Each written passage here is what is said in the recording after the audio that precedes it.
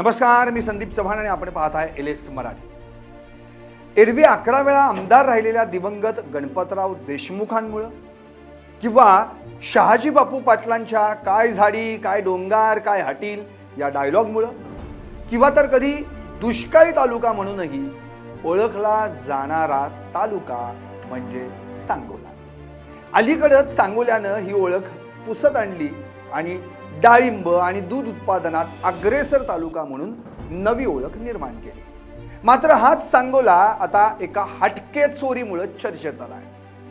ही चोरी काही दागिने पैसे किंवा इतर कोणत्या वस्तूंची नाही बरं का, थेट 10वीचा पेपरच चोरीला गेला आहे। 10वीचा भूगोलाचा पेपर होण्यापूर्वीच प्रश्नपत्रिकाची चोरी झाल्यानं सांगोल्यात खळबळ माजली। स्ट्रॉंग रूम फोडून 50 प्रश्नपत्रिका पळवल्या गेल्याची माहिती समोर आली। महाराष्ट्र राज्य माध्यमिक आणि उच्च माध्यमिक शिक्षण मंडळाच्या अर्थात एसएससीच्या सुरू असलेल्या बोर्डाच्या परीक्षेत आज एक अत्यंत धक्कादायक आणि गंभीर प्रकार उघडकीस आला।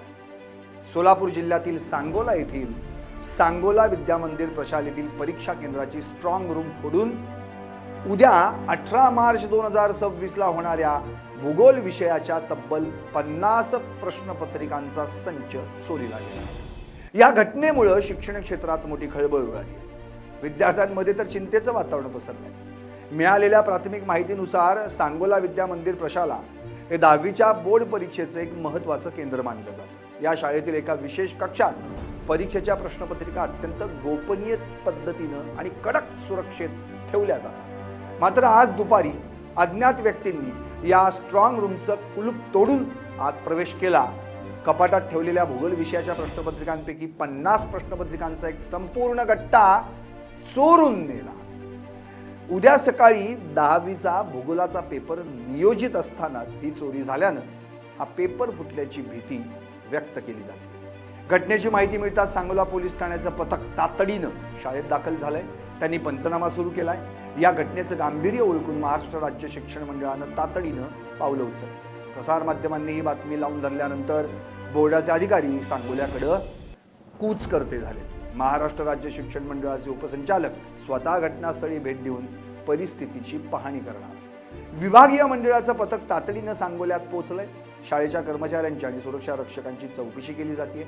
चोरीला गेलेल्या प्रश्नपत्रिकांचा वापर गैरप्रकारासाठी झाला आहे का याचा शोध पोलीस घेत आहेत। प्रश्नपत्रिका चोरीला गेल्यानं उद्याचा भूगोल विषयाचा पेपर होणार की पुढे ढकलला जाणार याबाबत अद्याप अधिकृत घोषणा झालेली नाही। मात्र अशा घटनांमध्ये सहसा बोर्डाकडे प्रश्नपत्रिकांचा दुसरा संच उपलब्ध असतो। जर बोर्डानं नवीन संच वापरण्याचा निर्णय घेतला तर परीक्षा वेळेवर होऊ शकते। विद्यार्थ्यांनी कोणत्याही अफवांवर विश्वास न ठेवता आपल्या शाळेच्या संपर्कात राहावं आणि अधिकृत निवेदनाची वाट पाहावी असं आवाहन शिक्षण मंडळाकडून करण्यात आलं। स्ट्रॉंग रूम सारख्या सुरक्षित ठिकाणी झालेली ही चोरी नियोजित असावी असा संशय पोलिसांनी व्यक्त केला। केवळ 50 प्रश्नपत्रिका चोरण्यामागे नेमका काय हेतू असावा याचा तपास पोलीस करतात। शाळेतील सीसीटीव्ही फुटेजची तपासणी केली जाते। परिसरातील संशयास्पद हालचालींवर लक्षही ठेवलं जात आहे। या घटनेमुळे प्रामाणिकपणे अभ्यास करणाऱ्या हजारो विद्यार्थ्यांचं भवितव्य मात्र टांगणीला लागलं। परीक्षा केंद्रावरील सुरक्षेच्या त्रुटी पुन्हा एकदा चव्हाट्यावर आल्या।